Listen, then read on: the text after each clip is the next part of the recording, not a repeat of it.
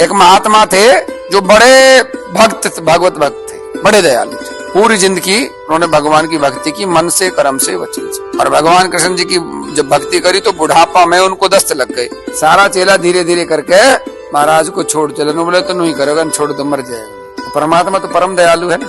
एक ब्रह्मचारी का भेष धर के आ गए और जब देखा ना महाराज ने कि ये जो चेला जो सेवा करे तो नाक सकोड़ ले और इनका मन में भाव भी नहीं है सेवा का, और ये तो बड़े अच्छे से जो है सेवा कर रहे हैं। उनका हाथ पकड़ लिया। न बोले क्या नाम है? न बोले गोपाल। कहाँ रहते हो?